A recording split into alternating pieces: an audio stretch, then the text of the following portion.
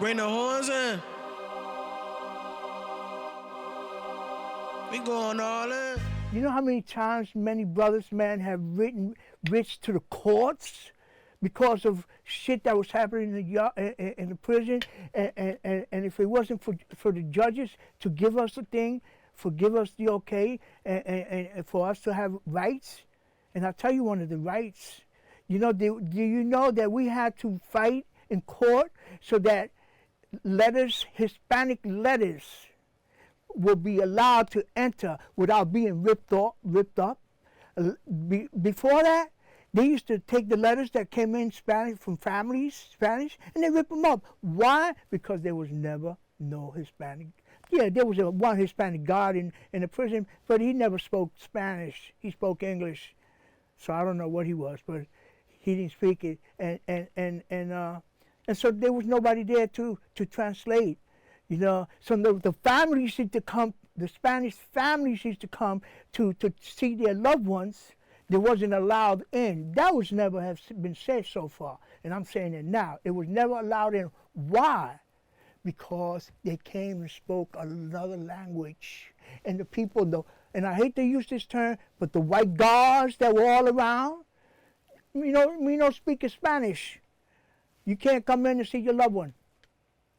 And so they had to return to their homes without seeing their loved ones.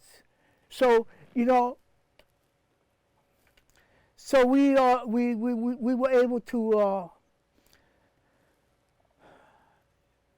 present these demands, and everything was smooth for the first 2 days, and for the first two or 3 days, it was good. It was going good, and I thought that, you know, that in spite of all everything that was happening, you know, we were gonna, there was a solution that's gonna come to it. As far as the hostages is concerned, you know, they were well taken care of, well protected. Whenever they wanted to smoke a cigarette, all you had to say is, "Yo, you got it. You got a cigarette. You hungry? Yeah, you got it." They were much more protected and taken care of than we was prior to the rebellion. You know, so that's one thing that I wanna put out there. You know, that we took care of the hostages very well. The hostages, as a matter of fact, many hostages even came at the end of everything. They came to support us. You know, because they knew that a lot of our issues were correct. We wasn't, you know what we was fighting for? We were fighting for human rights, not civil rights. We were fighting for human rights. We were fighting to be allowed to be treated as a human being. You know, there's the 13th Amendment that talks about slavery, that talks about a person going to prison, you are a slave, and that's what we were.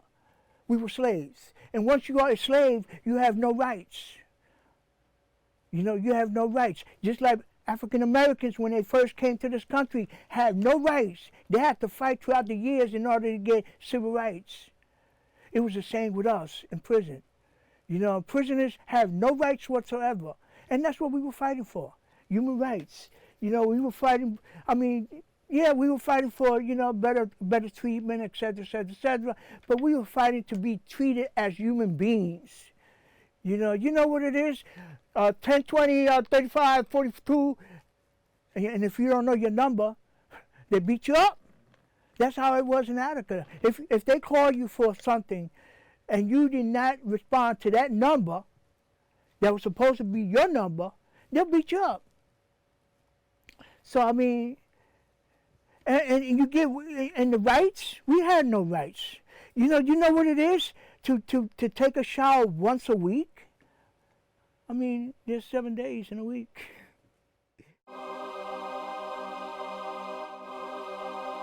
Bring the horns in. We going all in.